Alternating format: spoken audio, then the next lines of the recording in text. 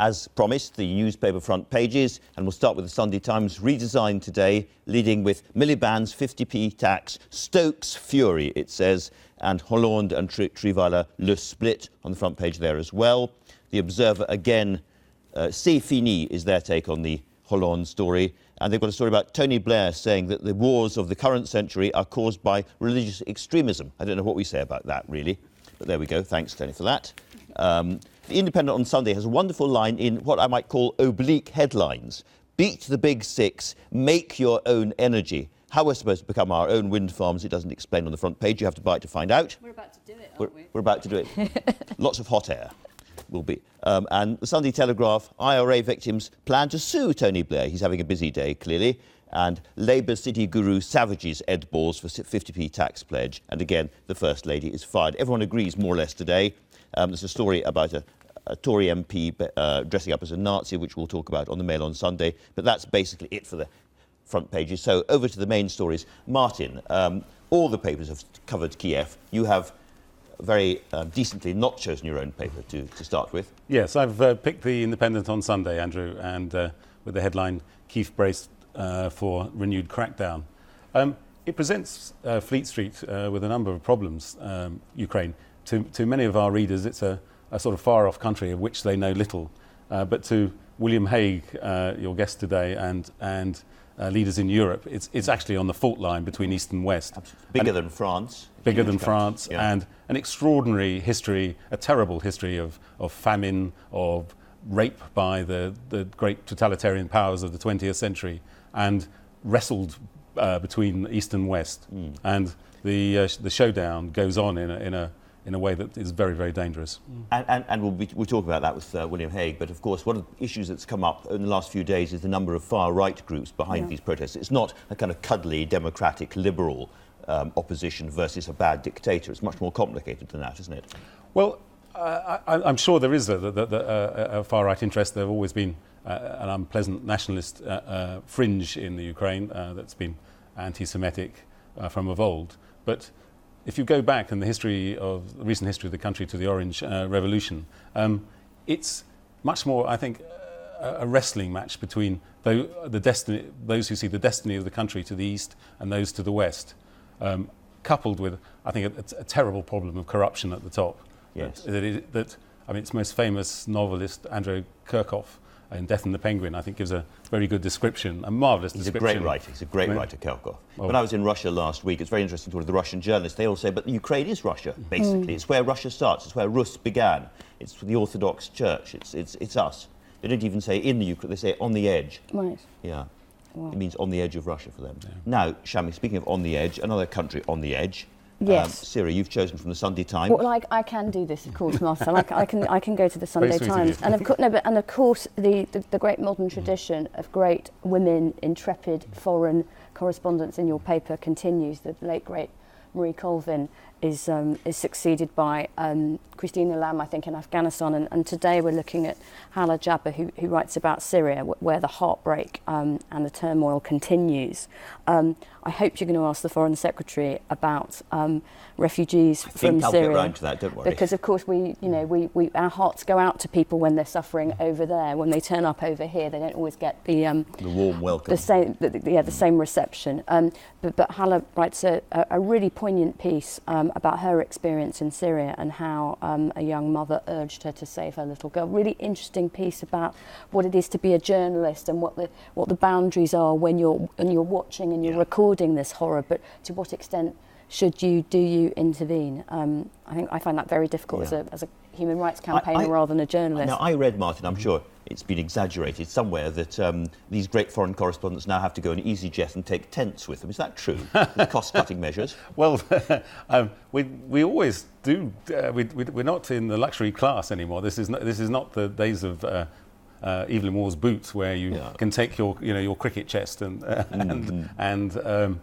we have a hamper from Harrods. But yes, no, I saw the story too. Yeah. But there we try to get the best value for money. Frugal value for money people.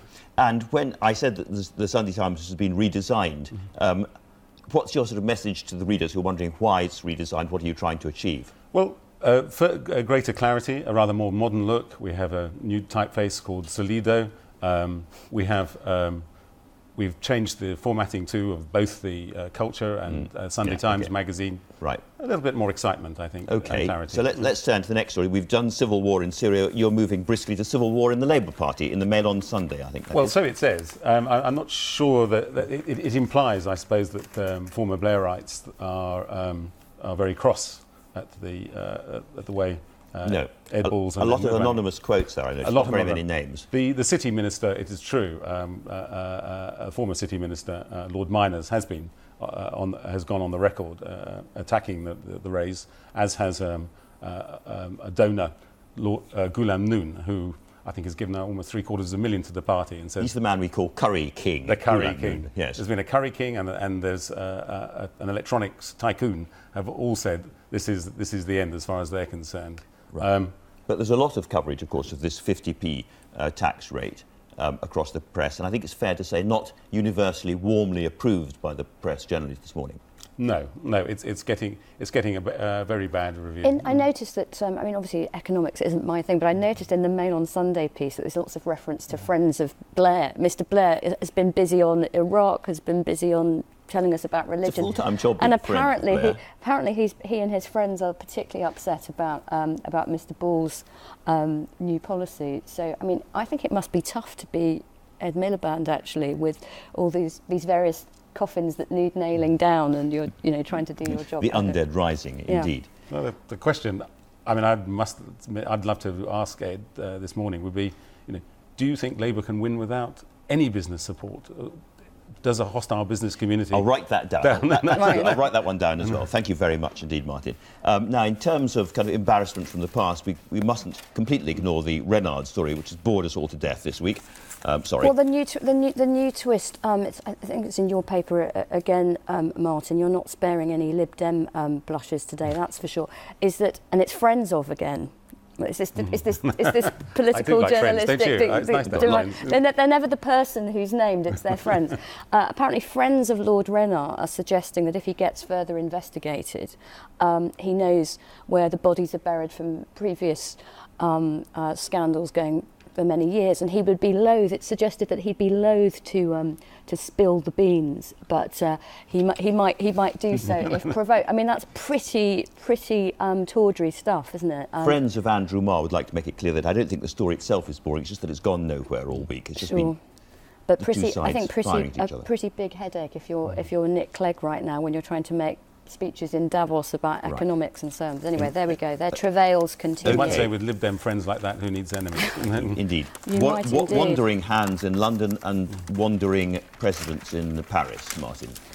Yes, well, the Hollande story is the gift that gives on giving. It keeps on giving to us all. It's a marvellous international soap opera, but it seems to be coming at least to a halt, if not to an end. I don't know why people bother with these kind of official titles of First Lady and whatever. Well, I think you've picked the Mail on Sunday, Martin, and I think it is actually quite an interesting piece of newspaper craft that in what looks like a double spread on sex at the Elysee Palace, you've actually got, is it Alistair Heath, writing the best part of the page where he says, never mind the sex, it's Ed's romance with Gallic finances that we should truly fear. So he actually squeezes a sort of economic story into a double spread. Which you're lured in. You suddenly find yourself reading about the French deficit. It's like putting the vegetables in the tomato pasta sauce for the punters. I think that's quite clever. Yeah, genius. Yes. So we move briskly on. I've finally seen Benefit Street. I thought it was rather a moving and well-made documentary. Well, I don't want to talk about Benefit. I don't want to talk about Benefit. No. I want to talk about refugees again. You talk about what you want to talk about, Shami. Thank you so much. I don't mean that kind of programme. But you're my host. But yes, there is a story about Benefit Street. But also it's being suggested. Mark Townsend writes a piece in the Observer that the Home Office, because of the great fury about immigration, you know how the '97 election was supposed to be education. It looks like 2015 might be all about immigration. Very, very toxic debate, and it's being suggested in the Observer by lawyers and refugee charities that the good old Home Office and Borders Agency are going for the lowest hanging fruit when it comes to removals. And it's being suggested that they are targeting, in particular, torture victims and people with mental health problems as the easiest to deport, which seems to me to be completely perverse when you'd imagine that it's the most vulnerable who ought to be getting asylum. There's a story here of a man who says he was tortured in Pakistan, who's was removed despite the interventions of the Red Cross and others without even a psychiatric assessment. Now, that in the summer we had the Home Office hiring vans to drive around parts of the country where there's high ethnic population, telling people to go. Yeah, so I hope they're parked. Naff, wasn't it? And now the suggestion that they're going for the most vulnerable. That's not my idea of fair or firm immigration control. And Martin, talking about emigration, the ultimate emigration to space, you've got front page of your news review. Richard Branson's trying to make it commercially possible to go into space, isn't it? Yes, indeed. Yeah, I mean, he's had this rather sort of serio comic campaign to do the first sort of passenger airline service in space, and in fact, he was even boasting last year that he'd be up by Christmas Day wearing a Santa suit in rather sort of typical flamboyant Branson style. Yeah. But every deadline seems to come and every deadline seems to pass. And yeah. Sir Richard is... It looks a bit like Gravity, that film there. He's doing his Sandra Bullock thing. But do you think it's going... The theme is that it's not going according to plan. It's not going very well. I mean, he's sunk millions of his own money. A lot of investors have piled in. It is an imaginative... He's one of our great cheerer-uppers, though, isn't he? He is one of our great cheerer-uppers. I mean, I like seeing him draped in a Union Jack suit, even though perhaps now he's a tax-exile. But he's that's a long way to run to avoid tax, isn't it? OK, now, a lighter story at the end. You've chosen Justin Bieber. Well, light and not so light, actually. Quite sad, I think. I mean, yes, poor old Justin Bieber, says the bleeding heart liberal director of Liberty, has been, his travails have been all over the news all week. But it takes Barbara Ellen, again in The Observer, to say, just remember, people like Miley Cyrus and Justin Bieber, for all their fame and success, they are just kids. I think it was you that was telling me, Martin, that Justin Bieber is 19 years old.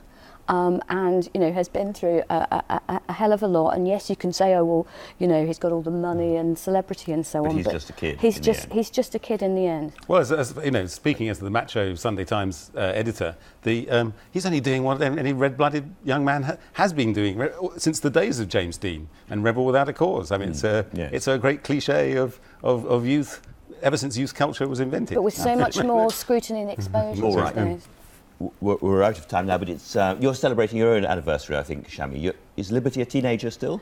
Yes, we're nearly 80, which is practically a teenager these days. Thank you very much. Happy That's birthday. coming up in a couple of weeks, and that's when the Hunger March is duffed up by the Metropolitan Police. That would never happen today. And so the National Council for Civil Liberties was born. Thanks to both of you very much indeed for that.